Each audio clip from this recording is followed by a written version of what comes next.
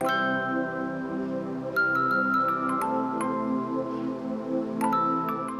name is Dana. I'm a senior, and this is my third year on AU Club Gymnastics. I've been doing gymnastics for the majority of my life, and it's all I've ever known, basically, so it's what I love to do.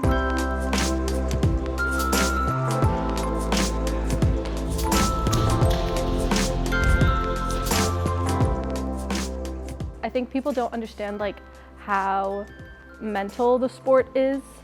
It's when you lose the ability to feel where your body is in space when you're doing twists, so you get really lost. It's because you can physically do a lot of these skills, but if you're not in it in your head, you're not going to be able to do any of those skills.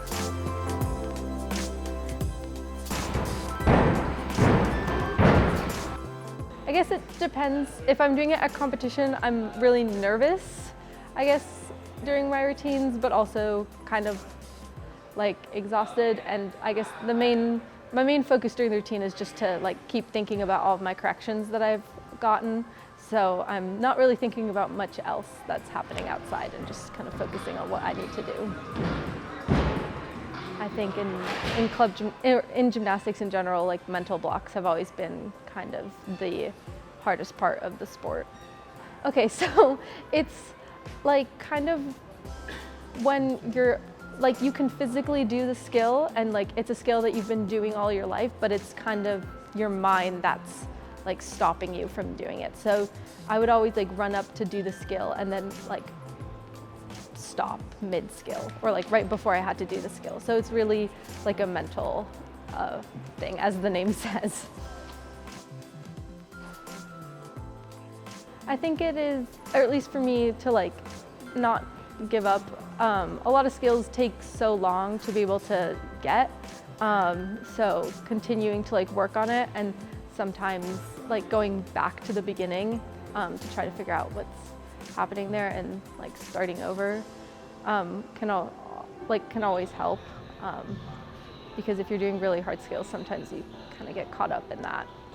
One of the best ones, I think, was doing my clear hip handstand on bars, because I had actually gotten it for the first time on March 13th of 2020, which was the last normal day before COVID. So getting it on that time was really exciting. And I remember my friend had actually told me, she was like, "Dana, we don't know when the next time is we're going to be able to train, so wouldn't you want to do this skill, make it this time for the first time?" And so then I did it.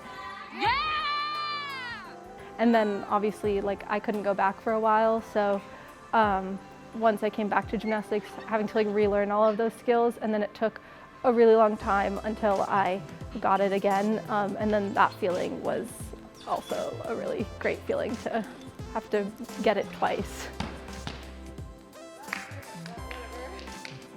Well, for the longest time, beam was always my favorite event, but I don't love competing it because it's a little stressful, and vault has usually been my least favorite event just because it's not my best, but I do enjoy it still.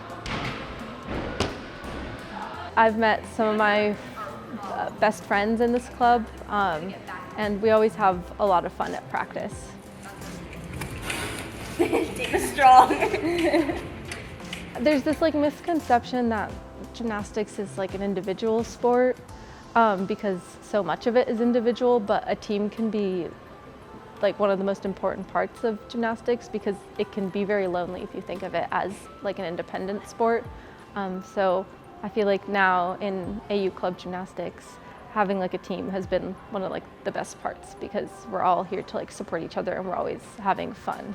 And if I didn't have them, it would be a very lonely and frustrating sport to do.